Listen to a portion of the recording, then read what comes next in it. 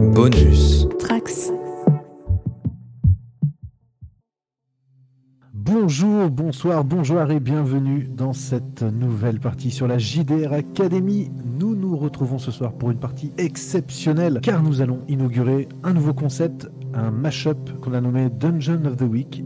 Vous l'aurez compris, c'est un mashup entre Monster of the Week et Donjons et Dragons. Chers joueurs aujourd'hui vont chasser du monstre de Donjons et Dragons, mais avec les règles de Monster of the Week. Je suis Spider-Gros, je serai le meneur pour cette partie ou cette campagne, on verra où ça nous mènera. Et autour de la table avec moi, j'ai l'inénarrable Riley. Salut, très content de jouer à Dungeon of the Week avec toi. En plus, il y a un twist que t'as pas encore dit.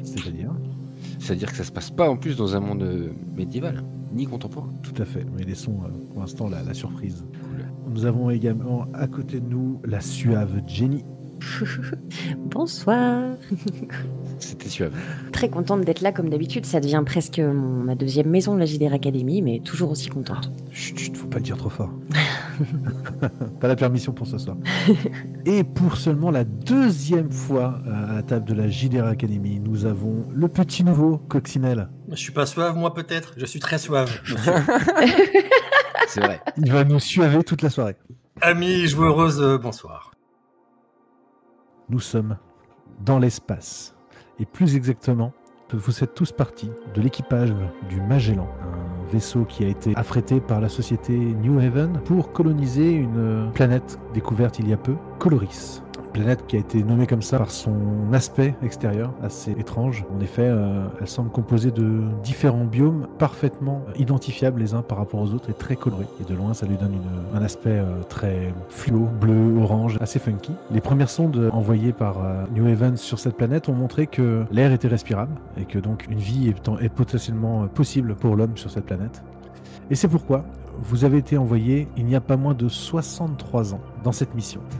63 ans que vous avez passé bien sûr en cryo-voyage, un vaisseau comprenant 634 personnes, 500 colons et 134 personnels de bord. Cela fait maintenant 16 jours que vous avez foulé le sol de Coloris. Vous avez déjà implanté votre premier campement. Bien sûr, les technologies dans le futur sont bien plus avancées que les nôtres, donc terraformer une nouvelle planète n'est plus un problème.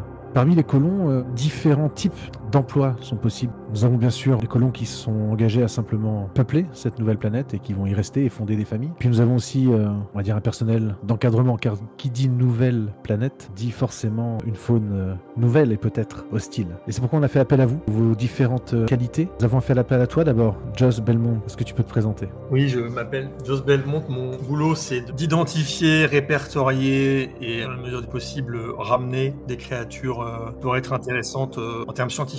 Ma spécialité, c'est la xénobiologie. Idéalement, on ramène les créatures vivantes. Quand on peut pas, on peut pas.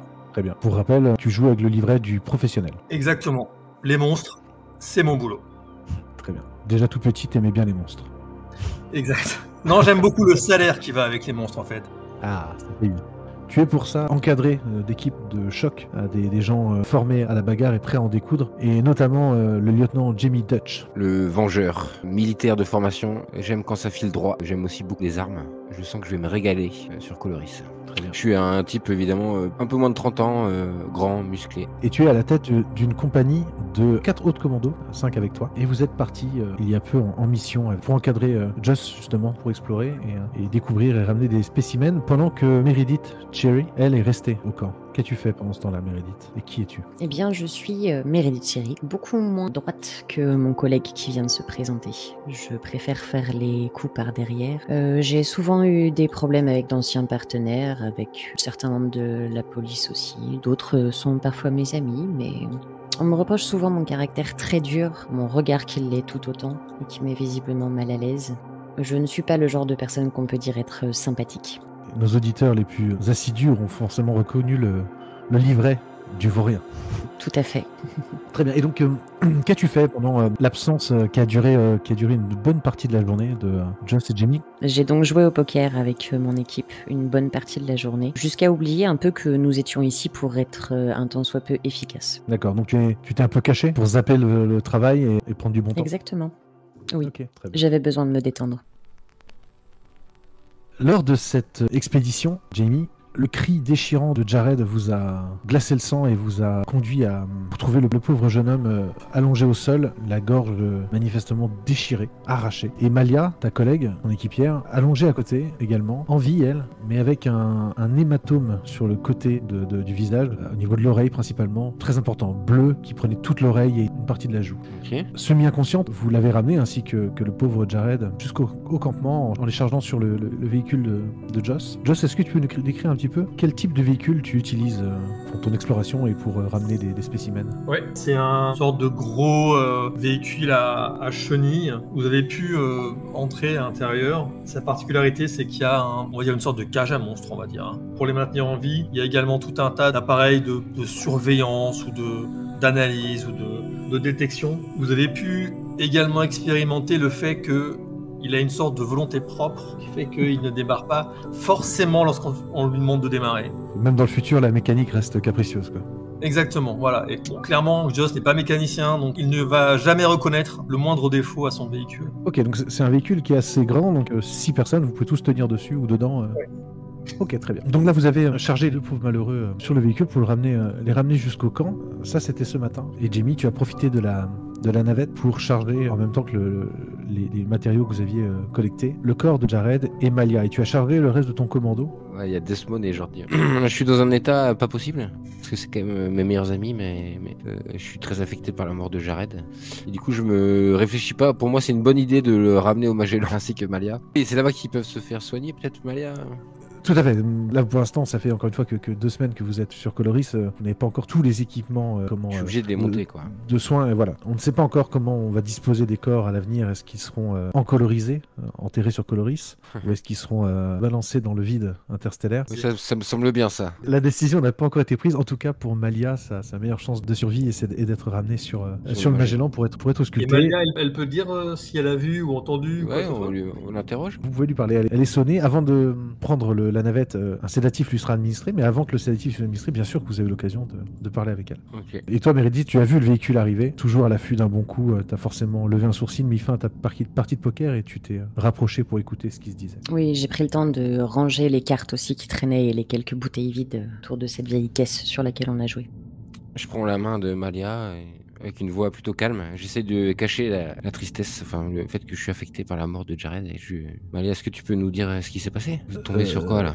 Elle hésite, elle porte sa main à sa tempe. Mal. T'as mal? Oui, bah oui, forcément. Ouais. T'es fait attaquer par une créature? T'as pu voir quelque chose? Non. Elle te semble très hésitante dans ses paroles. C'est pas uniquement une personne commotionnée, c'est... Il y a autre chose. T'as vraiment l'impression qu'elle cherche ses mots au fin fond de son vocabulaire. Elle a pris un sérieux coup sur la tête. Ok, je regarde Joss. Tu vois déjà que j'ai des larmes aux yeux alors que non, je suis un dur. Donc je préfère pas te montrer mon mal-être et je vais m'éloigner. Je m'approche de Malia et je lui dis mais vous avez entendu quelque chose? Elle hésite, tu vois, elle reste là à bégayer.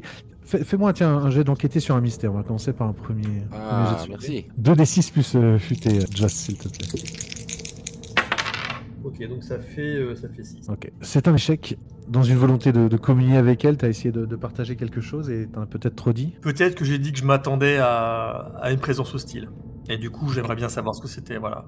Peut-être plus hostile que ce que officiellement on a communiqué aux gens, en fait. Ok. En lui confiant ça, tu as les yeux plongés dans les siens et malgré le fait qu'elle a l'air complètement perdue, tu sens que cette information-là, elle l'a enregistrée parce que son œil, l'iris, tout d'un coup, s'est rétréci. Il y a quelqu'un quand même à l'intérieur. D'accord. Je lui dis, est-ce que vous pouvez me donner le nom du chef du commando? Chef... Et là, je me tourne vers Jamie. Alors, c'est terminé, quoi. On l'a perdu. Eh ben, on va aller loin avec des collègues comme ça dans nos missions. Et du coup, je me désintéresse de Malia et je vais essayer de voir les blessures de Jared. Ok. Meredith, toi qui t'es approché, qui a écouté, est-ce que tu as envie de faire quelque chose? De dire quelque chose? J'ai juste fait cette petite réflexion parce que ça me rassure pas vraiment la situation. Je vais quand même m'approcher de Malia et lui mettre 2-3 petites tapes sur la joue, doucement, hein, pas Ok. Jimmy, comment tu réagis pas la cogner. quand tu vois ça? Eh, dis donc, Cherry, t'es pas médecin, à ce que je sache. Elle a besoin de respirer là. Je t'ignore royalement et je continue avec Malia en essayant de prendre une voix assez douce, ce qui est pas forcément mon habitude. Est-ce que tu te souviens au moins de ton nom? Soldat. Oula. Vous voyez, Cherry, donc il faut la laisser tranquille.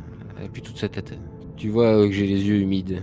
Le pilote de la navette vous fait signe. Il va être temps de partir, donc vous laissez le personnel faire monter Malia à bord. La navette décolle et s'en va, et c'est la fin de cette matinée.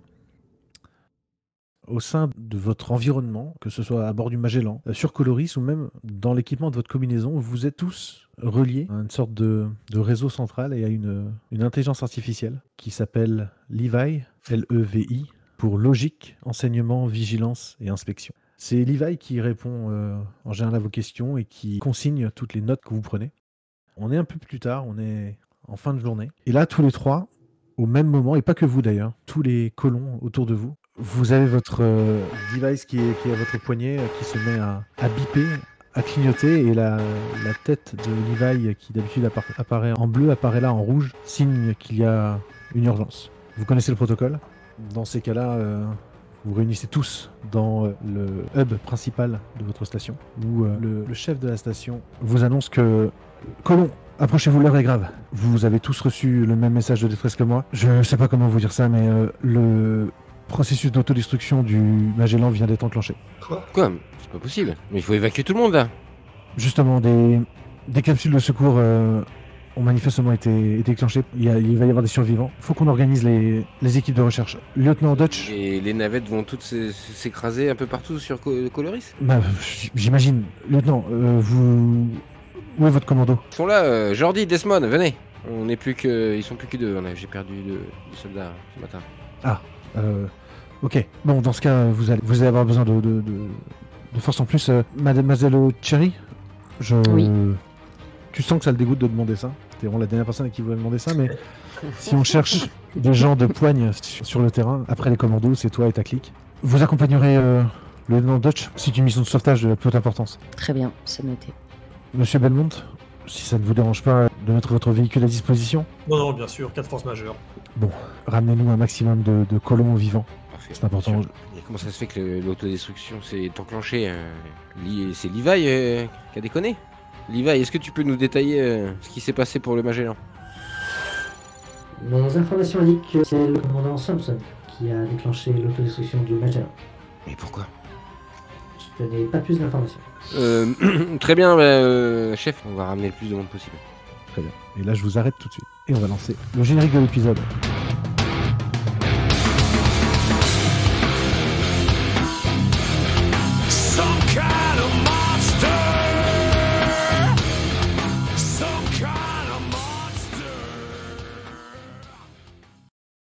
Vous découvrez vos fiches de personnages pour ce soir. Comment ça? Car non, ce soir, vous n'allez pas jouer plus longtemps Jamie, Meredith et Joss. Ah, d'accord. Car nous allons jouer sur le Magellan et nous allons découvrir ce qui s'est passé et ce qui a mené à sa destruction. Oh. Je vous ai arbitrairement adressé des personnages donc durs à cuire, scientifiques et ordinaires. Mais si vous souhaitez switcher, discutez entre vous, il n'y a pas de problème. Scientifique déchaîné, quoi. Bah, c'est le nom du...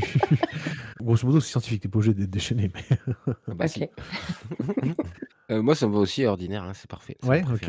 Et est-ce que vous pouvez... Ça, j'ai pas décidé. Est-ce que vous pouvez choisir des noms rapido ou est-ce que vous voulez que je lance un générateur de noms J'ai envie de m'appeler Lewis Randall. Moi, ça va être Bruce Reese. Ok, et... Je voudrais Taylor en prénom, mais j'ai pas de nom de famille. Eh ben, j'ai un Osborne, j'ai un Cresswell, un Woodbury. Le premier, Osborne, très bien. La navette arrive sur le Magellan, sur la baie 1, et tout de suite, vous voyez s'affairer autour du vaisseau le personnel qui est chargé de décharger, donc tous les manutentionnaires, on va dire, dont tu fais partie, Lewis. Ok. Tu te précipites donc pour commencer à décharger la cargaison, et tu es étonné de voir qu'il y a une personne sur une civière. Oh mince. Regardez. Regardez les gars. Je m'approche tout mou. Je suis vraiment mou. Le pilote de la navette te fait signe justement en disant bah tiens, aide-moi là, il faut l'emmener très très vite à l'infirmerie là. T'as personne là pour t'accompagner? Si, enfin, je sais pas. Quelqu'un veut venir avec moi à l'infirmerie? Ouais, il faut porter quelque chose. Ouais, tiens, ouais, t'es costaud toi. Viens. Salut, moi c'est Lewis. Salut Lewis, moi c'est Bruce. Ok, Bruce, je crois qu'il faut qu'on porte cette personne à l'infirmerie. Ok, bon. Vous vous emparez de la civière, laissant les autres manutentionnaires s'occuper de la cargaison classique et du cadavre également. Moi, je me mets à suivre les deux, mais sans rien dire, avec un petit bloc-notes. Je dis même pas bonjour, en fait. Juste, je suis le convoi et je commence à prendre des notes en regardant le corps sur la civière. Ok. De toute façon, en tant que scientifique, tu es forcément en contact avec l'infirmerie. Ce sont tes collègues, tu fais partie du corps scientifique et médical du vaisseau. Donc tu es une des premières concernées. Et donc vous arrivez en trombe à l'infirmerie face au docteur Parrish qui tout de suite fait de la place sur sa table pour installer la pauvre Malia. Vous croyez que ça va aller, docteur, pour elle? Écartez-vous déjà, laissez-la respirer. Qu'est-ce qui s'est passé? Pardon, monsieur. Je sais pas. On nous l'a confié pour l'amener à l'infirmerie. Ouais, c'est moche ce qu'elle a sur le visage. Vous avez pris un sale coup, madame, hein? Il prend une torche, il lui met dans les yeux. Il te regarde, Taylor. Il dit, pupille réactive, vous confirmez? Pupille réactive, mais je la trouve ailleurs un peu, non? Donc ça fait 6 heures qu'elle a pris son sédatif, donc elle Ça doit être ça. commence à émerger un tout petit peu. Doc, elle bave un peu, non? Ouais, je crois qu'elle bave, hein, je suis d'accord. Ouais, elle bave, effectivement. Même mon chien, il bave pas autant. Ouais. Il est où d'ailleurs? Ah merde, j'ai laissé sur le pont encore. Je vais la garder un petit peu en observation, là. Docteur Osborne. Vous voulez rester avec moi? Je pense que la vie d'un confrère pourrait me rassurer. Si vous permettez, oui, je voudrais bien observer les blessures de cette personne. Alors justement, tu regardes l'hématome là de plus près. Première analyse, ça aurait pu venir d'un coup à la tempe, mais je vais te demander d'enquêter sur un mystère. 2d6 plus futé. Moi, je peux vous dire que c'est devenu une habitante de Coloris, hein, parce qu'elle me passait par toutes les couleurs, hein, vu la taille de l'hématome.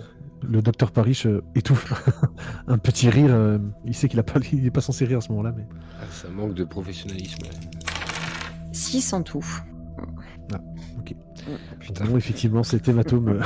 Non mais là, pour le coup, je suis tellement concentrée par qu'est-ce qui aurait pu causer cet hématome que forcément que je réfléchis pas à l'éventualité que ce ne soit pas un hématome dû à un choc.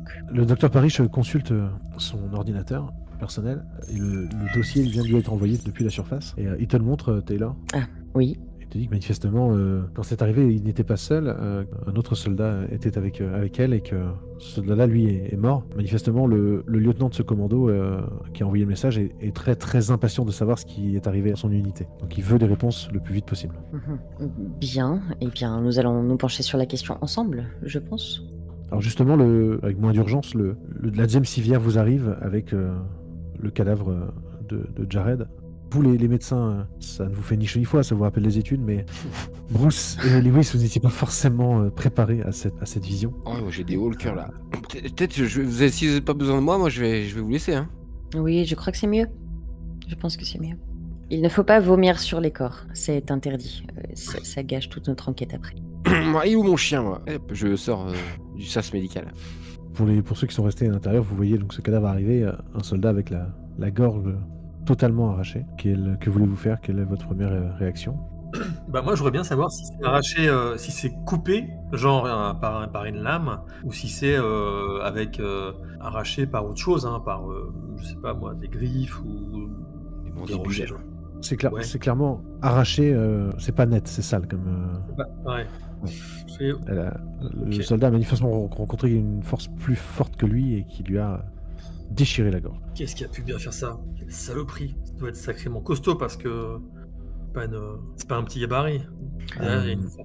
Taylor, toi qui es toujours penché sur le corps toujours en vie de Malia mais KO, tu balayes un peu du regard l'ensemble de la personne, tu t'es jusqu'à présent concentré sur sa tempe, et tu remarques qu'elle a les mains ensanglantées. Mais alors... Ok. Comme si elle avait essayé de se défendre ou comme si quelqu'un avait vraiment fait quelque chose à ses mains. Comme si elle avait saigné abondamment, mais en prenant sa main, en les tournant dans tous les sens, tu ne vois aucune plaie. Manifestement, ce n'est pas son sang. Ok. Elle est toujours semi-inconsciente, Malia? C'est ça, elle est à peu près dans le même état que celui dans lequel elle avait laissé quand elle a décollé. Elle a dormi le temps du trajet et là, elle commence à reprendre conscience. Je lève son bras, je regarde sa main, je regarde la gorge de Jared, je reviens sur sa main, je fais plusieurs allers-retours comme ça. Ça semble correspondre. Je ne sais pas ce qui a fait la trace sur la tempe de cette demoiselle, mais je crois que je commence à comprendre ce qui a fait la trace chez vous. La trace chez vous? À qui tu parles? Sur Cadavre. notre corps, quoi. Oui. tu parles au cadavre, donc. Oui. Ok, très bien. Allez, déchaînée. J'avais envisagé une noix de coco pour la personne qui n'est pas encore morte ici, mais je crois pas qu'il y ait des noix de coco sur Coloris. Le docteur Paris, je te dis, bah, j'imagine qu'il va falloir inspecter les derniers chargements qui ont été débarqués, mais non, pour l'instant, on n'a rien vu de tel. Oui. Il regarde dans la direction, Bruce, avec des yeux un peu écarquillés, genre, oh là, elle est... On est sur Coloris, pas sur Cocotis. Eh bien, en tout cas, l'impact pourrait correspondre à une noix de coco. Je dis simplement ce que je vois, mais effectivement, s'il n'y en a pas, ça pose question. De ton côté, Lewis, toi qui es sorti dans le couloir, tu fais quoi? Je me mets en tête de retourner retrouver mon chien sur le pont principal, là où on a déchargé. Parce que je l'ai abandonné là-bas, j'ai pas fait attention. Donc je me dépêche d'y retourner. Et évidemment, je répands la rumeur. Dès que je croise quelqu'un que je connais, tu sais pas quoi, il y a un mec qui est cané là, à l'infirmerie. Il s'est fait défoncer sur la planète et il y a une autre qui est revenue avec lui. Elle n'a pas l'air très en forme. Et je raconte ça à tout le monde. Randall, Oui. c'est Benton qui t'appelle. Là, tout de suite, tu serres un peu les C'est le fesses. C'est le chef de pont. C'est ton, Oui. ton supérieur direct. Et tu te retournes, tu le vois, il te fait signe d'approcher. Il est dans un coin du dock. Il t'amène un peu à part. Ouais, chef. Vous avez vu mon chien? Ouais, bon, il était là-bas. T'inquiète pas. Tu bosses là, de toute façon. Donc, t'es de service là, non? Ouais. Oui. Bon, oui. Bon. Oui, pardon. Oui. Raconte-moi un peu, t'as vu quoi? Où ça? Infirmerie? Bah oui, là, le déchargement, là, c'est toi qui es amené, là. Oui, bah, il y a la nana, là, c'est une soldat, un énorme hématome sur le visage, elle a pas l'air en forme du tout, quoi, elle sait pas où elle est, et puis ils ont ramené un deuxième, sur le deuxième civière, un cadavre, pareil. Oh, putain, notre premier mort sur Coloris. Ah, mais il s'est fait défoncer, le gars, je pense qu'il est tombé sur une créature ou un truc, parce qu'il s'est fait arracher le corps, quoi. C'était un des soldats du commando, non? Oui, c'est eux qui sont censés nous protéger. Ah bah, ils ne protègent de rien du tout, là. Ils se sont fait éclater. De toute façon, c'était sûr qu'il y avait des trucs bizarres sur cette planète. Hein. C'était sûr. Mais moi, je suis là aussi pour les croiser. J'ai envie d'en découdre, tu vois. De prouver qu'on peut compter sur moi, quoi. Bon, tu sais quoi, pour aujourd'hui, je te dispense de corvée de manutention. Ah ouais, c'est vrai? Ouais, mais ça reste entre nous, mais tu seras à mes yeux, mes oreilles. Je veux que tu m'en dises un maximum. Là, je regarde ces énormes oreilles. Je dis, ouais, d'accord. Poilu. Poilu, il y a des poils qui sortent, évidemment. Non, parce que là, c'est un sujet pour le syndicat, ça. Ah ouais, le syndicat, ouais. Ah, c'est vrai que c'était là-dedans, toi. Enfin, vous êtes là-dedans, chef. C'est pas des conditions de travail, ça. Donc, si on court tous un danger, je veux le savoir. On a le droit à une prime. Ok? Ok, une prime, ouais, carrément. Ouais. Tu me reportes tout ce que tu vois. Ok, chef. Il te désigne la direction de l'infirmerie de la tête, genre retourne-y. Et à ce moment-là, tu vois ton petit chien qui sort de derrière une caisse avec un aboiement, avec une tonalité un peu métallique. Ah, mon petit amour, viens là. Je le prends dans mes bras. J'ai envie qu'il me léchouille le visage, mais il n'y a pas de langue, tu sais. Donc je colle sa tête contre mon visage. Ah oui. Mais il y a comme un bruit, pareil enregistré, ça fait. Ouais, c'est horrible. Parfait. Je souris, du coup, bêtement. Mais dans le futur, on est habitué à ce genre d'interaction. Retour dans l'infirmerie, Taylor, le docteur, te tend une seringue, une forme de liquide qui sert un peu de shot d'adrénaline qui devrait permettre à la jeune femme de reprendre conscience plus rapidement. Docteur Parrish, il me semble qu'il serait intéressant d'attacher cette dame avant de lui prodiguer de l'adrénaline. Oui, maintenant que vous le dites, mais j'ai pas de lien ici. Il se tourne vers toi, Bruce. Ouais, tes gros bras. Vous pouvez, je peux vous demander bien sûr. Je peux la maintenir, mais honnêtement, pas vraiment ce qu'elle peut faire. Elle a l'air totalement amorphe. Mais bon, je la tiens, pas de problème. Je lève à nouveau son bras, je te montre sa main pleine de sang. Limite, je te la mets sous le nez un peu en mode dégueulasse, et puis je te montre du doigt le cou du cadavre à côté. Voilà apparemment ce qu'elle peut faire. Bon, là, je regarde Taylor et oui, je comprends. Donc je la tiens. Est-ce que vous êtes sûr de tenir longtemps? Ouais, c'est bon. Ok. Ne vous inquiétez pas, Doc. Tu lui administres donc le shot et Oui. Quasi instantanément, elle fait une grande inspiration comme ça. Elle se dresse, elle se braque, elle se cambre. Elle a une force, effectivement, Bruce, que tu ne soupçonnais pas. Tous ses muscles sont bandés. Elle se tord comme ça et d'un coup, elle relâche tout. Et elle est allongée sur le dos. Elle regarde le plafond avec des yeux ronds. Allez, tout va bien. Vous êtes avec nous. Vous avez juste pris une noix de coco. Ça va aller. Elle tourne la tête vers toi. Coco? Noix de coco. Coco. C'est quoi votre petit nom? Ferme les yeux. Tu vois ses yeux qui roulent sous ses paupières, comme si elle cherchait l'information loin, et elle les ouvre d'un coup. Webb. Webb? Tu vois sur son uniforme, tu vois qu'effectivement est cousu le nom Webb sur la poitrine. Parfait, soldat Webb. Donc, vous vous souvenez ce qui s'est passé? Vous vous souvenez pourquoi vous êtes ici? Ouf. Et là, elle tente de se redresser. Est-ce que tu la laisses s'asseoir Bruce? Quand je vois qu'elle a donné son nom, a priori, oui, moi je relâche la pression en fait. Ok. Elle se relève du coup en position assise. Elle se masse la tempe. Jared? Le corps est juste à côté là. Oui, elle l'a pas vu. Elle vous demande Jared pour l'interrogation. On est des pourris quoi. Non mais il est plus tard. Réponds au doc, Malia, réponds au doc. De quoi tu te souviens? J'essaye de faire des signes au docteur Parrish pour qu'il enlève le corps désespérément sur le côté. Ok. Il va effectivement mettre une sorte de... il va mettre un drap sur le visage de Jared, donc ça couvre au moins la partie horrible de la mort du pauvre monsieur. Mais on voit toujours que c'est un soldat. Et le nom sur sa poitrine est quand même visible. C'était un petit drap, c'est un papillon qu'il a mis. Ah, quand même. Mais elle l'a pas vu pour le moment. Et elle te répond... escorte les bois pâles. Elle se masse la tempe à nouveau. Oh! Et d'un coup, elle ouvre les yeux ronds. Elle dit, elle se met à parler normalement. Ah, Jared, c'est moi qui ai attaqué Jared. Oh merde. Je resserre ma prise sur ses épaules Ouais. en fait.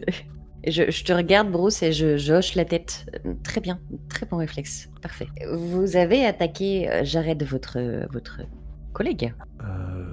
Oh, oui, j'ai soudain une migraine et j'ai eu très mal à la tête. Je suis tombé à genoux et quand je me suis relevé, quand j'ai rouvert les yeux, Jared était allongé devant moi et j'avais mes mains dans sa gorge. Oh mon Dieu, Est-ce que vous avez mal à la tête là tout de suite, soldat Webb? Ouf, extrêmement. Moi je dis, Levi, appelle la sécurité. Tout de suite, monsieur Reese. Et donc un message est passé et un protocole se met en place au sein de l'infirmerie. Le docteur Parrish vous indique que vous allez devoir sortir puisque l'infirmerie va être confinée. Et seuls vont rester à l'intérieur le corps de Jared et le soldat Webb. Donc vous connaissez cette procédure. C'est effectivement une lumière rouge qui commence à clignoter. Il est temps pour vous de sortir. Très bien, je sors pas très rassurée pour le docteur Parrish de le laisser là-dedans. Docteur Parrish sort avec vous et va se mettre... mais il va se mettre dans une autre partie de l'infirmerie. Ce sont deux salles jumelles juste séparées par une vitre blindée. Et il va rester là pour surveiller la patiente en attendant que la sécurité arrive. Mais vous, par contre, vous ne pouvez pas rester dans l'infirmerie, vous n'êtes pas autorisé. Très bien. Ton poignet sonne, Taylor, et le visage de Levi apparaît. Vous êtes demandé immédiatement au bureau du commandant. J'ai un peu les yeux ronds, mais d'accord, je me mets en route. Et au même moment, Lewis et Bruce, vous recevez le même message. Bah oui, ok. Vous dirigez donc en direction du poste de commande, qui est pas très loin de l'infirmerie. Vous croisez la sécurité en chemin. Et vous êtes reçu au poste de commande par le commandant Simpson, qui à votre entrée se retourne et vous regarde avec un regard perçant. Pas dur, mais concerné, et qui vous demande un rapport. Ce qui s'est passé, c'est quoi ce bordel là? Un mort a été ramené de Coloris, et de ce que j'entends, il s'agirait d'un meurtre par l'un des nôtres. Exact, oui, il semble en tout cas. Ah, d'accord, c'est la fille qui aurait tué le gars, d'accord. Mhm. Ah ouais, d'accord. Je sors mon calepin que j'avais dans les mains tout à l'heure et je commence à relire mes notes. Et vous deux, vous voyez que dessus, il y a juste marqué « Est-ce qu'il y a des noix de coco sur Coloris ?» Commandant, c'est ce qu'elle dit, qu'elle avait ses mains dans la gorge de son camarade, mais Qu'elle a dit ça, mais c'est horrible. honnêtement, je vois Oui. pas comment on peut déchiqueter à main nue, je sais pas. Hein. Je pense que ce serait bien de la garder en observation. On sait pas ce qu'elle a pu respirer ou inoculer. Ouais, mais là, peut-être même en prison, non? Enfin, je dis ça, moi je suis que manutentionnaire, mais... Vu l'état de ses mains, c'est cohérent avec la blessure de son collègue, le soldat Jared. Ok, voilà, tout ce que vous me dites là est d'une confusion. Bougez pas. Il appuie sur son poignet, apparaît la tête de Levi. Levi, fais-moi appeler le docteur Parrish tout de suite. Très bien, commandant. 3 secondes se passent et Levi réapparaît en disant Le docteur Parrish ne répond pas, commandant. Oups. Putain, c'est quoi encore ce bordel là Elle était bien blindée, votre vitre, entre l'infirmerie et le bureau juste à côté, n'est-ce pas?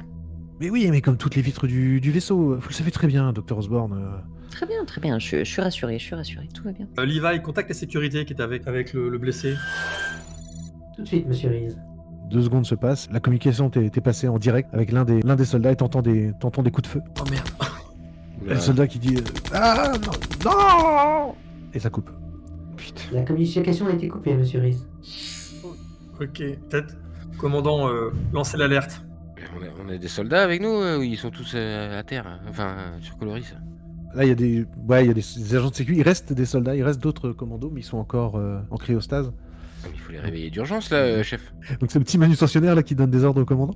Très bien. Ouais, bah, oui, mais je suis que manutentionnaire moi. Hein. Non mais tu vas tenter Ouais, à manipuler quelqu'un, tiens. Ah, enfin, je Charme. lance des 2d6 plus charme. J'ai Parce 2 que en tu es- charme. Tu es charmant, tu es très charmant. 6 Il c'est va te plus 2 fendre plus 2. Ça fait Oh bah 10. dis donc. 10, pas mal. Très bien. Donc il te regarde un peu hagard. Oui, non, mais tout à fait, vous avez. C'est vous qui avez raison, je me range à votre avis. Et donc tout de suite, il se tourne vers son ordinateur et il passe les commandes nécessaires. Ça va l'accaparer un moment, donc il va plus s'occuper de vous pour le moment. Que souhaitez-vous faire? Ok, bon, on reste ensemble alors, au cas où. Ouais. Oui, bonne idée. Et moi j'ai des armes dans ma cabine. Je propose qu'on récupère nos armes, hein, peut-être, non? Bah je pense, vu comment ça t'a tiré dans tous les sens, c'est bien de pas arriver avec... Ok, bah on se retrouve au couloir numéro 6 dans 5 minutes. Ok. Très bien. Vous sortez du poste de commande et allez en direction des dortoirs, du coup, chercher vos équipements dans vos chambres, c'est ça, respectives? Bah moi je pense à mon nunchaku direct, quoi. J'ai que ça en fait. Parce que j'ai un couteau suisse sinon. Donc... Couteau suisse, tu l'as peut-être déjà sur toi, mais Nunchaku, ouais, il est sous ton oreille, bien sûr. Bien sûr. Très bien. Donc le commandant, comme je disais, est en train de passer ses commandes et effectivement, vous voyez le branle-bas de combat puisque des lumières orange tournantes sont activées partout dans les couloirs, informant tout le personnel qu'il y a un cas de brèche de sécurité. Ça commence à fourmiller et les hommes sécurité en armes convergent tous en direction de l'infirmerie. Vous vous retrouvez au dortoir. Vous avez chacun récupéré votre équipement. Il s'est passé donc quelques minutes, les agents de sécurité qui s'étaient dirigés vers l'infirmerie, vous en avez croisé pas mal et puis quelques-uns commencent déjà à revenir. Vous en croisez un au détour d'un couloir. Il a l'air paniqué ou... Non, justement, il ne court plus. Ok. Il tient son fusil mitrailleur à deux mains et il regarde à droite, à gauche, un peu dans les coins, il fait mine de chercher. C'était quoi ces cris alors? Qu'est-ce qui se passe? On a perdu un de nos collègues, vous voyez qu'il est manifestement très troublé par ce qu'il a vu. Il est choqué ou bien... Comme il vous le décrit, c'était absolument horrible. La cage thoracique était ouverte, il lui manquait les yeux, la mâchoire était décrochée, enfin ils se sont fait... Oh. Mais par qui? Par quoi? Je ne sais pas, ça s'est passé à l'infirmerie et l'infirmerie était vide, il y avait juste un cadavre avec une gorge tranchée. Tout était sans dessus dessous, brisé, il n'y a personne. Elle est dans la nature là, ça veut dire que... Il y avait Attends. pas l'autre... la blessée, Oui. la femme? Malia, je crois qu'elle s'appelle. Ah, non, on a accouru dès qu'on a reçu l'ordre. Non, on a vu personne.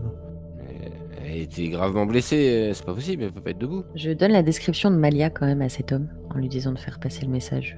Ok, non, je vois qu'il c'était une des commandos, c'est ça là? Mhm. Ouais. Je vois. Levi, est-ce que tu peux localiser Malia? Il semblerait que le soldat Webb se soit dirigé en direction des docks. Doc, qu'est-ce qu'il va faire là? Bah on y va tout de suite alors. Go, go, go. Elle est devenue totalement folle, incontrôlable. À mon avis, il faut tirer à vue. Hein. J'ai un magnifique lance-filet, je pense que ça nous aidera. Eh bien moi j'ai mon nunchaku et je fais une démonstration. Tu vois mon air admiratif. Quand vous sortez le lance-filet et le nunchaku, j'ai un temps d'arrêt.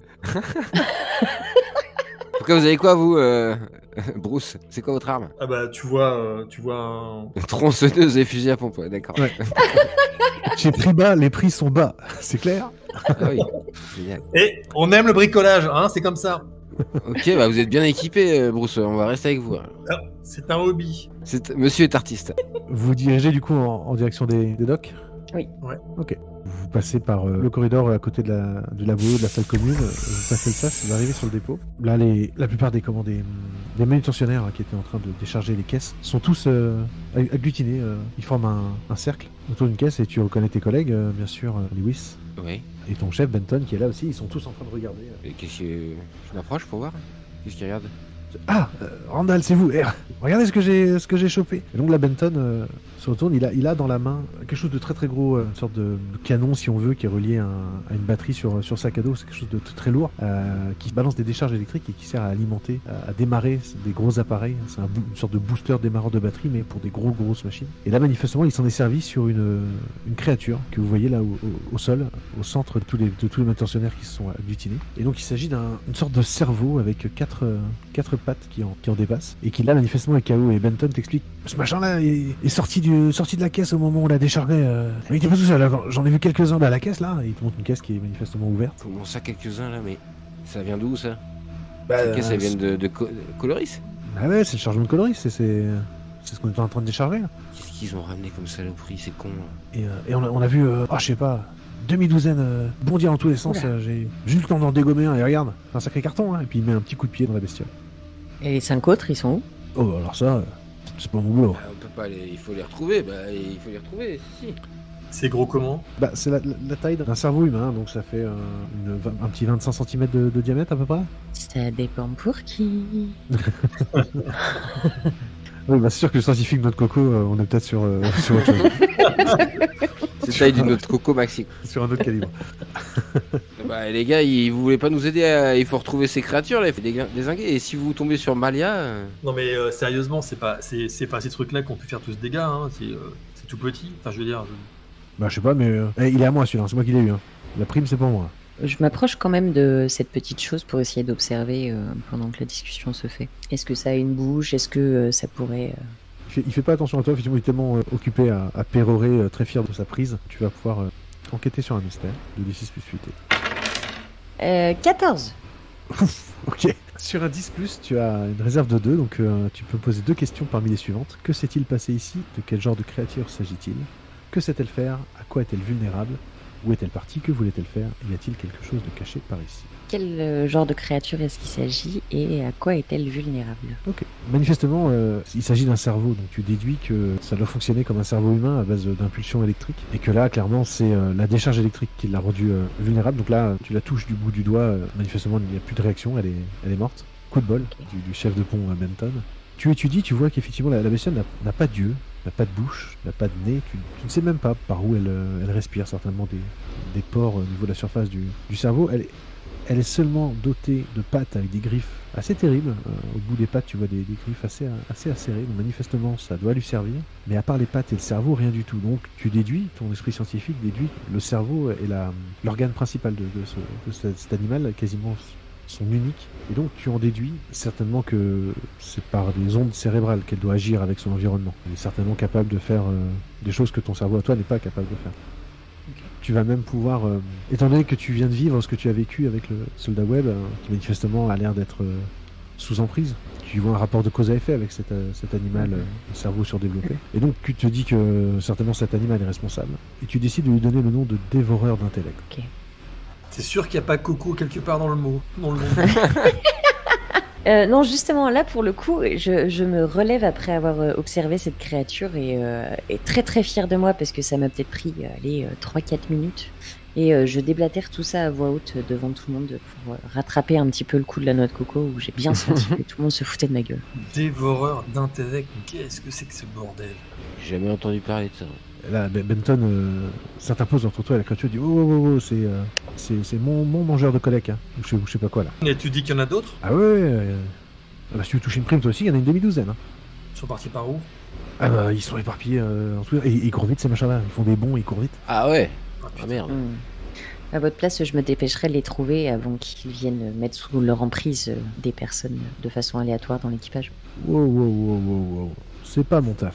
Moi je suis là pour décharger des quêtes. Mais c'est le taf de tout le monde, Benton. Je pense qu'il faut prévenir le capitaine tout de suite, le commandant tout de suite.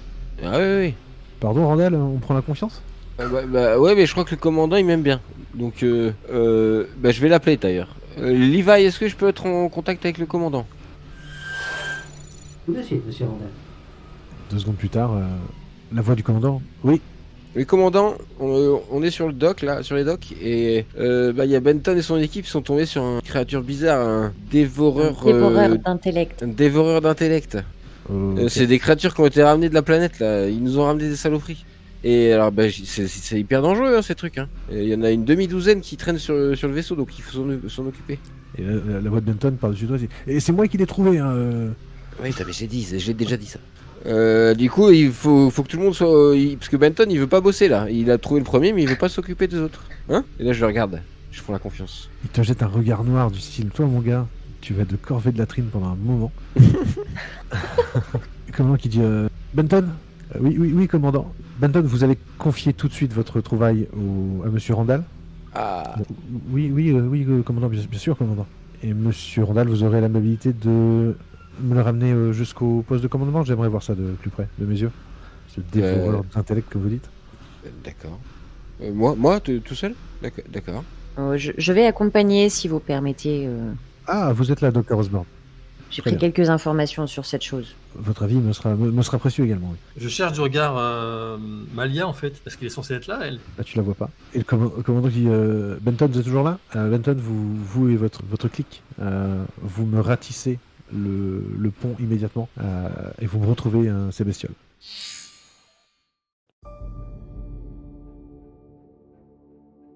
Une fois que vous avez passé la porte du dépôt en direction du poste de commandement, il va verrouiller le dépôt, l'isolant du reste du vaisseau, de manière à pouvoir faire une fouille complète de la partie qui a son autorité. Il laisse la fouille du vaisseau au reste de l'équipage. Il a assez d'impulseurs pour tout le monde parce que. Il n'y en a qu'un seul à l'atelier. Ah ok. Et là, c'est effectivement lui qui l'a sur le dos. D'accord. Vous arrivez à nouveau devant le poste de commandement en portant le corps sans vie de cette créature immonde, gluante, qui sent une odeur de viande crue, une sorte de tartare, mais pas du tout appétissant. Un tartare qui aurait commencé à passer un petit peu. Et donc le commandant Samson vous reçoit. Allez-y, entrez, vous. Posez ça sur la table. Expliquez-moi, docteur Osborne, qu'est-ce que je regarde là? Eh bien, vous regardez une créature qui réagit aux impulsions électriques et qui, il me semble, peut prendre sous son emprise des personnes. Il semble de façon aléatoire et je pense que c'est ce qui est arrivé à Malia. Ah oui, ça doit être ça, oui, effectivement. Et ça nous vient d'où, ça, de la surface? Oui, c'est ça, ça venait de la surface. Ils font pas le boulot, les colons, hein. Il faut pas ramener des choses comme ça sur le vaisseau, hein. Ça peut mettre en danger toute la colonie. On en a encore beaucoup aussi, hein. Ok, Non. bon. Oui, c'est extrêmement grave. L'infirmerie, de ce qu'on m'a dit, est absolument inutilisable. Oui. Le labo, à la rigueur, bon, de toute façon, dans l'état actuel, celle-ci ne causera pas plus de dommages. Non, c'est certain. Combien est-ce que Benton a dit qu'il en avait vu? Demi-douzaine, il a dit. Ça fait 6. Ça fait 6. Si une seule de ces créatures a réussi à mettre à mal 2 de nos gardes de sécurité, Oui. plus potentiellement 2 de nos soldats sur la surface, Ouais, c'est Benton, faut qu'il vienne avec ses gars, hein, parce que tout seul, il va pas y arriver, ce gros lard. Oh putain. en tout cas, au mot grelard, il te regarde avec un sourire en coin. Commandant, si je peux me permettre, ce serait pas mal de faire un confinement pour tous ceux qui sont pas nécessaires dans le navire parce que. Rappelez-moi votre nom. Il te regarde du dos. Bruce Reese, je suis à la sécurité. Ah oui. Oui, vous avez raison. Est-ce que vous pouvez vous occuper de récupérer les quelques gardes et parcs que vous pouvez retrouver et aller sécuriser toute la partie commune, les dortoirs, chambre cryo? Il faut ratisser tout le vaisseau, qu'on retrouve toutes ces vermines. Est-ce que, Dr. Osborne, vous avez, si on les capture, vous avez un moyen de les neutraliser? Je peux peut-être essayer de créer quelque chose qui viendrait au moins les paralyser un temps. Je sais pas à quel point ils sont... Ils sont sensibles à l'électricité, vous avez dit, docteur. Oui, mais je ne connais pas leur endurance. Mais je peux peut-être essayer de trouver quelque chose qui va au moins les paralyser. Je m'y penche. Bruce, on n'avait pas des bâtons électriques, là, dans les casiers de sécurité, là? On peut peut-être trouver ça, effectivement. Ouais. Tout à fait. Vous en trouvez au niveau de l'établi, donc en sortant du poste de commandement. Ah, parfait. On en prend chacun. Oui, Voire même, on en prend le plus possible pour distribuer à Benton Oui. et tout, quoi. ok. Et bien justement, tu parles de Benton. Un son bien connu se met à retentir dans tout le vaisseau, une alarme qui dit que les portes des baies extérieures sont en train de s'ouvrir.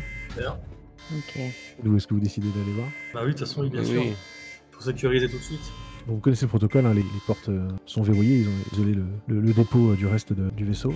Vous avez juste accès au hublot et juste à temps pour voir que Benton se tient au niveau de la porte de la baie 1. Il a la main sur la manette. Il a également un hématome gigantesque sur le Ah, merde. côté du visage, au niveau de l'oreille.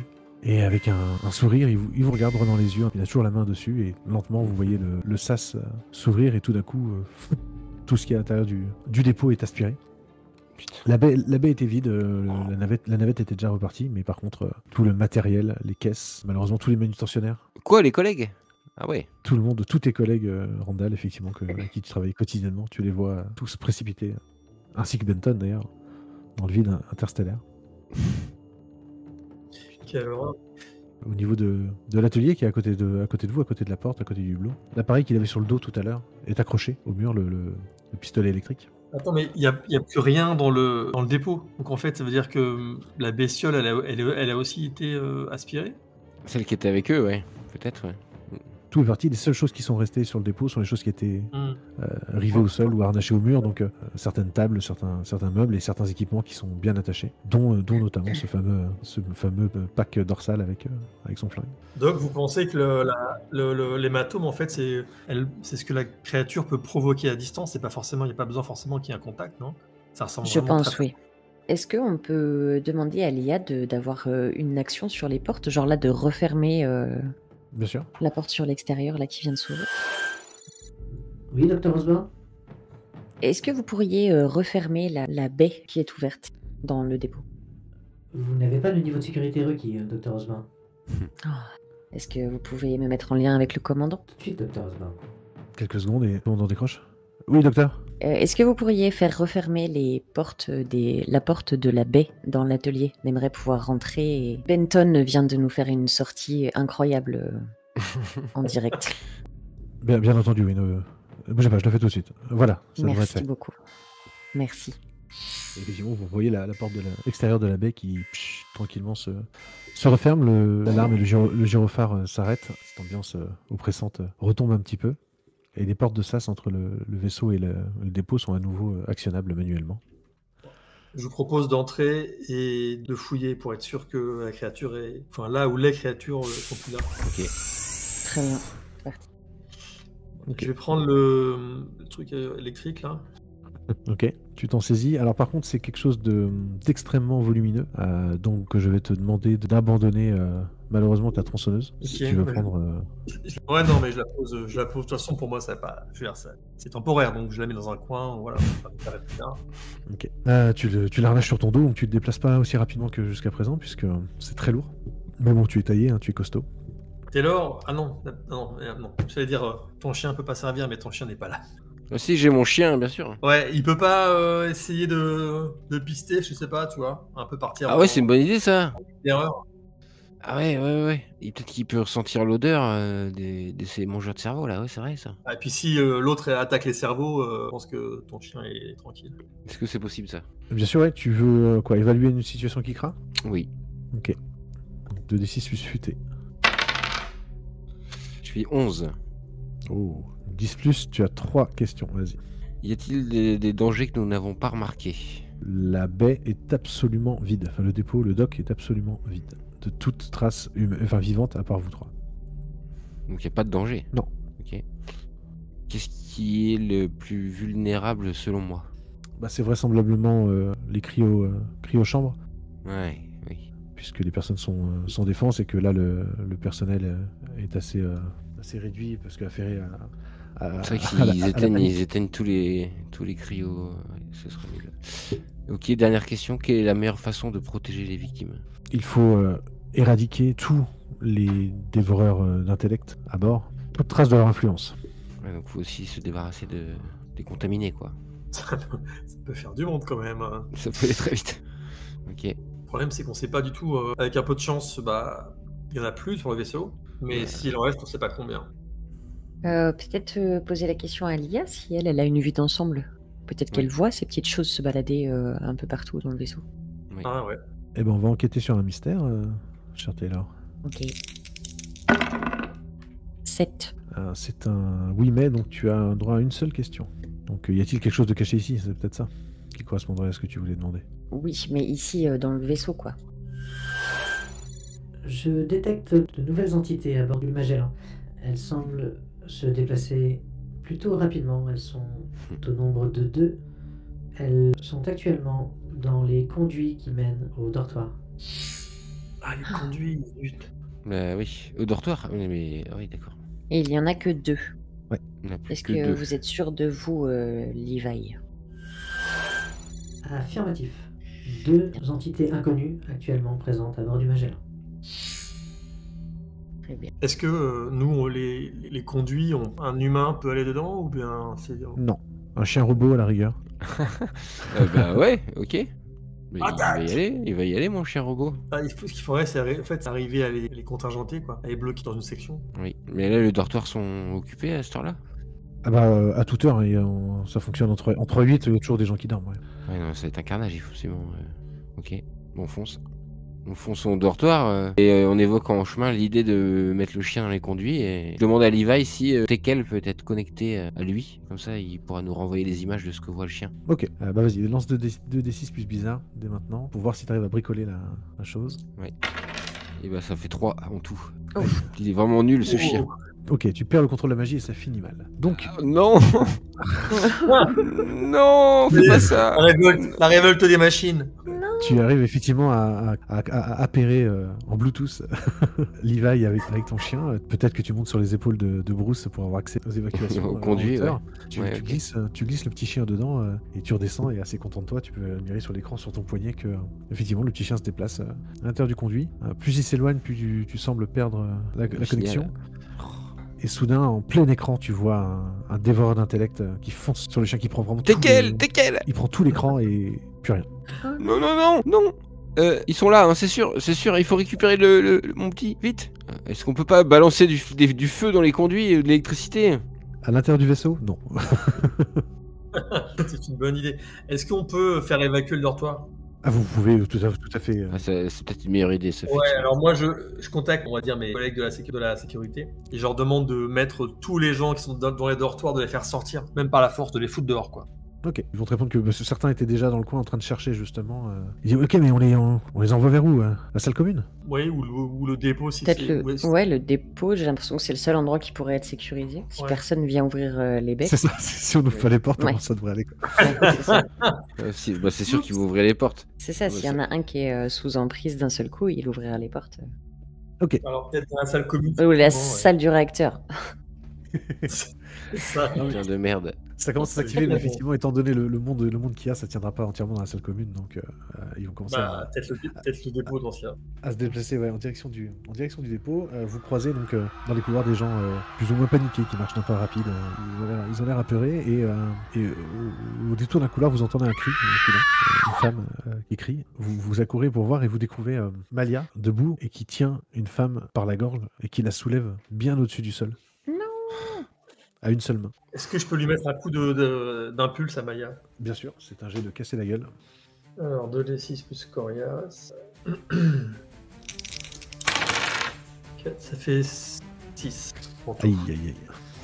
Tu balances une décharge de l'appareil que tu n'as jamais utilisé jusqu'à présent. T'as pas pris le temps de lire la notice, bien sûr. Benton n'a pas eu le temps d'expliquer comment ça marchait. Et c'est bien plus puissant que ce à quoi tu t'attendais. L'arc électrique part effectivement dans la direction générale de Malia, mais va plutôt toucher la personne qu'elle portait à bout de bras. Donc tu électrocutes complètement cette pauvre innocente. Et toi, avec l'effet du recul, tu es propulsé en arrière et tu viens percuter la coursive derrière toi et ta tête percute et tu perds un point de vie. Malia va forcément riposter. Elle va jeter le cadavre d'une innocente victime dans votre direction générale. Et bien, je vais vous demander à tous les deux un jet d'agir sous la pression, Lewis et Taylor. Je fais 6. Ok. Et toi, Taylor, est-ce que tu es cool? 9. Ok. Vous allez tous les deux vous ramasser le corps en pleine tronche. Vous perdez tous les deux également un point de vie. Toi, Lewis, en plus de ça, tu seras un peu stun et incapable d'agir pendant l'action suivante. Oh, c'est comme un donjon dragon, quoi. Ok. Que faites-vous? Vous êtes face à Malia, se tourne vers vous, les yeux injectés de sang. J'attrape mon filet, mon lanceur de filet. J'essaye de l'emprisonner dedans. Ok, donc fais-moi un jet de casser la gueule également. J'ai fait 2, rien ne me sauve. Non, pardon, t'as le bras armé de la science, tu peux lancer 2d6 plus futé pour casser la gueule au lieu de Corias. De toute façon, t'as plus 2 au lieu de moins 1, c'est quand même mieux. Ok, oui, ça fait 5. Ouais, c'est raté quand même. Donc, tu tires le filet qui effectivement touche sa cible. C'est manifestement pas un filet assez grand pour une créature de cette taille-là. Du coup, ça lui tombe sur la tête et elle sourcille même pas. Elle a le truc sur la tronche et elle bondit dans ta direction, Taylor, et te décoche un coup de poing à la poitrine. Tu vas reperdre un point de vie. Ok. Bruce, que fais-tu? Oh bah en fait, je laisse tomber l'impulsion et je sors mon fusil à pompe. Là, on arrête de rigoler. Ok, je préfère te prévenir dès maintenant. Tu vas faire un jet de casser la gueule. Si tu rates, tu peux créer une brèche en C'est tirant fusil à juste. pompe dans un vaisseau.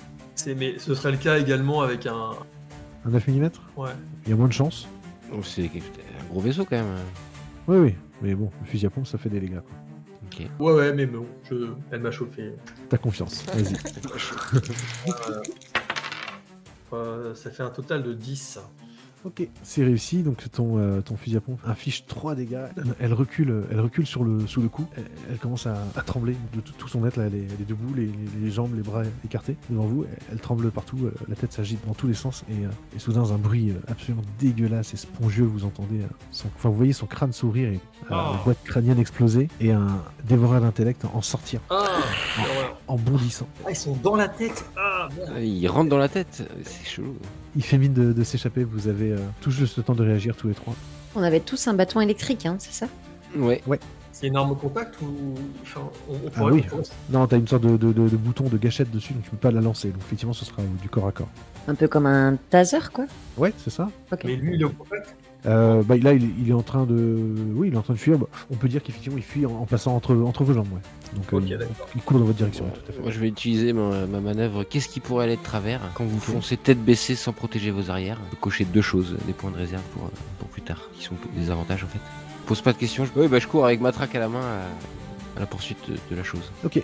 Donc du coup, ton but c'est d'infliger plus un dégât avec ton. Je vais garder 1 plus 1 dégât et diminuer les dégâts. Très bien. T'as pas de dé à lancer sur cette manœuvre. Non. Ok. Et dans ce cas, admettons que là tu utilises quand même un objet électrique qui semble être son point faible. Donc les dégâts de base du bâton qui sont de 2 plus le 1, ça lui fait quand même 3 dégâts. Ça va le stun sur place, ce qui fait que toi tu vas ne subir aucun dégât. Parfait. Et donc il est là, devant vous. Il est Je regarde fièrement les autres. Bravo. Il est toujours debout sur ses pattes, mais il est figé sur place et il y a vous voyez des petits arcs électriques qui parcourent la surface du cerveau. Et là je sors mon nunchaku. Attends, t'as déjà fait une action, on va laisser les autres tenter un truc, ouais. Ok, moi je fais seulement une démo. Vous faites quoi les deux autres là devant cette bestiole Moi, je mets un coup de chaussure de sécurité dessus. Je cherche vraiment à l'écraser comme un cafard, quoi. Très bien. Bon, on va pas te faire de lancer de dés. La bestiole est immobile, donc ça va marcher. Donc ta botte va s'enfoncer dans le corps spongieux de cette matière grise en projetant sur ta botte, sur ton mollet, ta cuisse et tout autour de toi. Le docteur Osborne en prendra même un petit peu dans les cheveux. Ouais, je suis quelque part en arrière sur mon calepin en train de prendre des notes que je cache un peu. Et je reçois la gerbe de bout de cerveau sur le visage et sur le bloc-notes. La taille est comparable à celle d'une grosse noix de coco. Non, je suis en train de faire un bonhomme bâton avec la créature et une flèche qui montre que ça sort de sa tête. Ok. C'est vraiment dégueulasse. Il en reste une alors. Est-ce que je peux demander à fabriquer un gadget là maintenant ou est-ce que c'est dans des moments particuliers? Non, tu peux décider que là, des observations que tu as prises te permettent de bricoler quelque chose. Il faut que ce soit quelque chose de rapide. Est-ce que je pourrais améliorer le bâton électrique pour que je puisse le lancer et qu'il fonctionne dans ces cas-là? Genre en bloquant l'interrupteur simplement ou un truc comme ça? Ouais, je vais te dire que tu vas pouvoir, mais en sacrifiant un des bâtons. Vous en avez 3. Vous en auriez plus que 2 pour vous 3. Mais celui que tu as pourra fonctionner à distance, effectivement, tu pourras le lancer. Ouais, parfait. Juste que oui, tu peux lancer qu'une seule fois, quoi. C'est ça que tu veux dire? Non, tu pourras le ramasser après. C'est juste que elle a besoin des pièces du deuxième bâton pour. Ah oui, pour d'accord. le premier. Ok. Ok. Moi, je veux bien prêter mon bâton. Pas de problème. J'ai mon nunchaku de toute façon. Donc, Ok. Bon, pour l'instant, t'as été le seul efficace avec le bâton. T'es sûr que tu veux le donner? Ouais, bah oui. Mais le pistolet électrique, on l'a pris ou pas pour finir? Oui, parce que Bruce s'en est servi. Ah oui, bon bah alors si Bruce il a déjà un pistolet, c'est lui qui va donner son bâton. Hein. Il a le gros canon là. Ouais. Parfait. Ouais. Oui, t'as échangé contre la tronçonneuse, c'est vrai. Ouais, vous pouvez prendre mon bâton. L'impulsion électrique, c'est son point faible. Un bon gros coup de botte, excuse-moi, mais je pense que c'est bon aussi. Certes.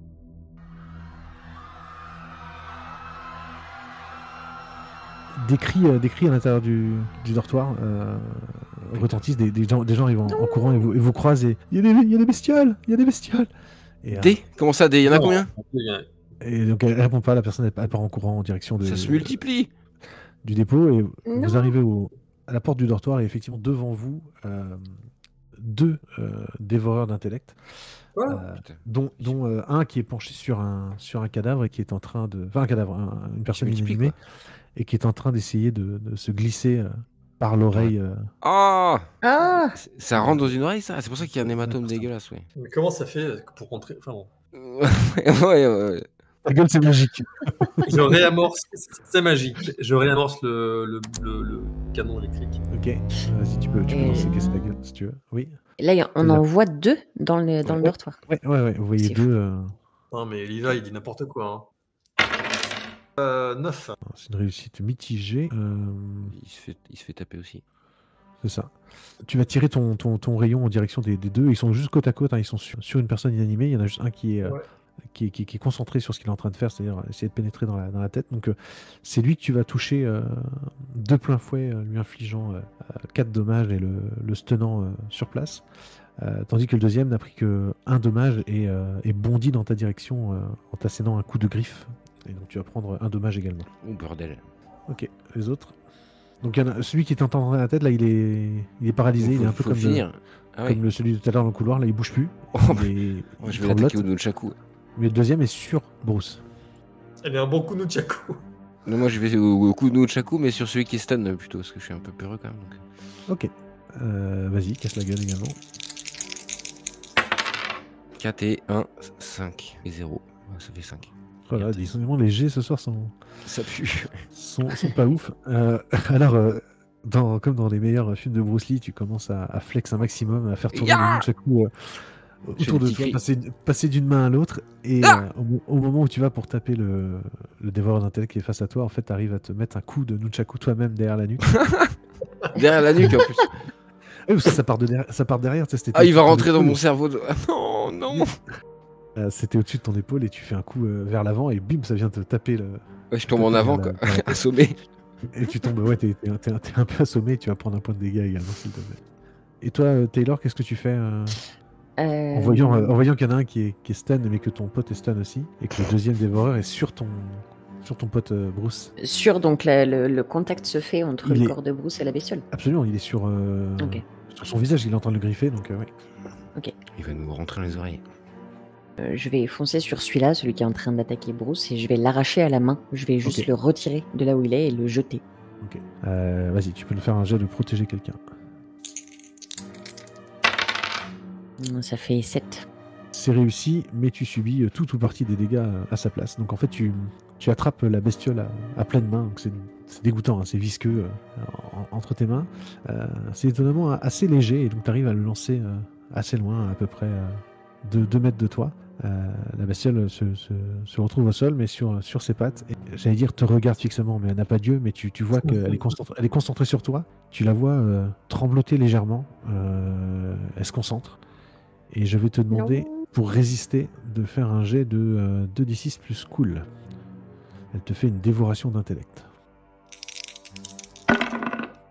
Ça fait 10. 10. Parfait, tu résistes. Ok, elle se concentre, mais n'arrive pas à pénétrer ton esprit. Parce que je n'en ai pas. C'est ça. La créature voit une noix de coco et du coup ne sait pas comment réagir. Elle voit un singe mécanique qui tape des cymbales. Si vous voulez vous protéger de ça, soyez teubés. Ouais. Que faites-vous les trois autres pour ce nouveau tour? Oui, bah moi je pense que je vais écraser le stun. Ok, donc tu décides de t'en rapprocher. En te rapprochant de lui, tu te rapproches également de l'autre. Hein. Ok. J'ai une manœuvre qui s'appelle Tiens bon, qui Ok. me permet, quand vous combattez un monstre, si vous donnez un coup de main à quelqu'un, donc là je pourrais aider Bruce, Ouais. ne lancez pas plus cool et je considère que j'ai un 8, donc un 10, donc je lui donne plus ça en fait pour son prochain lancer. Et Ok. moi je vais faire venir me chercher. Donc en fait je vais motiver les deux à m'attaquer moi. Ok. Donc, moi je vais l'encourager juste. Tiens bon Bruce, tiens bon tout en essayant de retrouver mon nunchaku. Du coup, ça veut dire que là, tu vas en buter un coup de botte, plus tu fais venir me chercher, donc ça fait beaucoup, mais je vais t'accorder cette double manœuvre du fait que tu es l'aide de Lewis, donc c'est à ça que ça va servir. Donc en fait, le tien bon qui te balance te met un coup de boost, et du coup, tu prends ton courage à deux mains, tu t'approches des deux bestioles, et tu shootes dans une. Là, tu l'envoies valser contre un mur, et il vient s'éclater, laissant de la matière grise sur la paroi, et il glisse lentement jusqu'au sol. Et le deuxième entend ta provocation et s'apprête à te bondir dessus. Attends, Taylor, c'était sur le même tour que tu avais agi ou... Non, j'ai pas agi encore sur ce tour. Vas-y. Même si j'imagine que je vois cette créature qui se retourne en direction de Bruce et qui va pour partir, je vais quand même tester ma nouvelle arme juste parce que je viens de pondre un gadget, donc je veux voir comment ça marche. Ok. Donc je vais essayer de l'électrocuter à distance.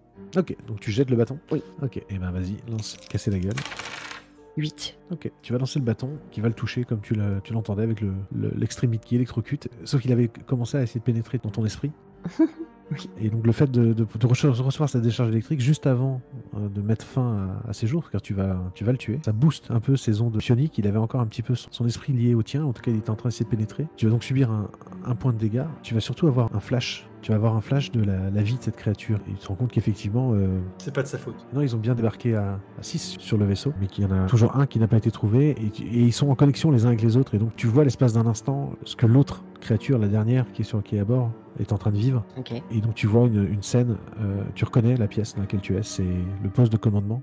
Au sol, le docteur Parrish, son crâne explosé, ouvert, et toi, dévoreur d'intellect, tu es en train de rentrer dans l'oreille d'un commandant. Oh, Oh. non. pas lui. T'as eu ce flash sur une fraction de seconde, et au moment où tu reviens à toi, l'alarme se déclenche dans le vaisseau, vous indiquant que le compte à rebours pour l'autodestruction du vaisseau a été déclenché. Destruction du vaisseau dans H-5 minutes. Non. Bah, il faut rameuter les gens vers les Il faut capsules. faire sortir tout le monde. Oui, il faut s'échapper le plus vite possible. Là, je vais déclencher ma manœuvre de panique. Ouais, bien sûr. C'est fait pour. Ouais, c'est fait pour. C'est fait pour. Quand vous devez vous échapper, précisez le chemin que vous voulez emprunter et lancez 2d6 plus futé. Ok. Vous commencez à courir, vous êtes au niveau des dortoirs, vous vous dirigez vers les capsules, vous remarquez que 2 sont déjà partis. Ok. Je te laisse faire ton jet. Ça fait 10. Et sur 10+, vous êtes hors de danger. Parfait. Tu cours, c'est toi le plus svelte des trois, le plus agile. Tu te précipites en direction d'une des capsules restantes. Je panique, ouais. Non endommagées, voilà, c'est ça. Toi, Laissez-moi monter. Je pousse des gens. tu te glisses à l'intérieur juste au moment où les personnes qui étaient dedans déclenchaient le désarrimage de la capsule. Et je pars sans le docteur et Bruce. Elle se décroche et toi, tu es parti. Tout à fait. Non, je voulais pas partir sans eux. Les autres, que faites-vous? Bah pareil, je vais courir en direction des capsules. Ok. Moi, j'organise l'évacuation. Ah, il y en a un qui sauve tout le monde quand même. L'agent de sécu, quoi. Très bien. Bon. C'est ça. Bravo à toi, Bruce. On pensera à toi sur la planète. C'est ça. on trinquera en ton honneur. Et Miss Coconut, du coup, toi, tu cherches à rentrer dans un... Dans une capsule, oui. Je me dis que je détiens tellement d'informations sur ces créatures qu'il faut à tout prix que je sauve ces connaissances. Donc Que tu te sauves. je fuis. Oui. Ok. Et bien, dans ce cas, je vais te demander un ultime jet de agir sous la pression pour voir si tu arrives à t'en sortir. 7. Ok. Donc Bruce est en train de diriger tout le monde en direction des capsules, à peu près dans l'ordre. Les gens sont un peu paniqués forcément. On entend la voix de Levi dans tout le vaisseau. Destruction dans H-3 minutes. Tout le monde se précipite. Et toi, tu te glisses parmi la foule. Tu essaies de passer discrète. Tu arrives à rentrer dans une des capsules. Tu prends un siège. Tu t'attaches. Aïe, aïe, aïe. Il reste 2 places à côté de toi. Tu vois qu'il y a encore pas mal de monde prêt à partir, mais ils arrivent en masse. Là, Bruce, ça y est dépassé. Les autres agents de sécurité n'ont pas eu la même conscience professionnelle que lui et se sont également précipités pour sauver leur peau. C'est du sauve qui peut. Et là, tu vois 5 personnes qui se jettent sur la porte de ta capsule. Tu as la main sur la manette et je te demande de faire un choix. Est-ce que tu la baisses juste avant que ces gens rentrent et tu décroches la capsule, les condamnant ainsi à mourir avec le Magellan, ou est-ce que tu les laisses rentrer? Mais s'ils rentrent, ce sera à tous les 5, il n'y a que 2 places. Et concrètement, une capsule, elle peut partir même si elle est en surnombre ou pas? Tu le sauras à l'atterrissage. Ah, ok. Eh ben, je ferme la porte avant qu'ils arrivent. Ok. Je pousse la manette. T'entends un pshhh, et la porte se slide et baisse juste devant toi, et à travers le hublot, tu vois la première des 5 personnes s'écraser contre le hublot. Elle hurle manifestement, mais tu n'entends rien, car tu es complètement isolé phoniquement, et ils sont une poussée, et ta capsule se décroche. Tu dis au revoir au Magellan, et ce regard qui te fixe te hantera longtemps. Quant à toi, Bruce, tu entends... Autodestruction du Magellan dans H-1 minute. Toutes les capsules sont parties, Bruce. Tu sais que c'est la dernière minute qui te reste à vivre. Comment souhaites-tu la passer? Je cours malgré tout vers le poste de commandement. Voilà. Ok, tu cours comme jamais tu n'as couru. Vitesse supersonique, de toute façon les couloirs sont quasi vides maintenant. Tu as juste le temps d'atteindre le poste de commandement sans y rentrer, juste à travers les hublots. Et tu vois le commandant assis sur son siège avec un sourire béant, avec un hématome sur son oreille gauche. Au moment où tu entends le décompte de Levi... Destruction dans 7, 6, 5... Quand il reste plus que 3 secondes, la tête du commandant se tourne vers toi et il te fixe droit dans les yeux à travers le hublot. Et tu as une vision, l'espace d'un instant, d'une créature, 1m90, vêtue d'une grande toge noire. Elle a un visage mauve, avec des grands yeux noirs. Le bas de son visage se termine en tentacule, une sorte d'homme poulpe. Et c'est avec cette image en tête, une fraction de seconde, que tu entends le... 2, 1, destruction. Et un éclair blanc. Et c'est fini pour toi.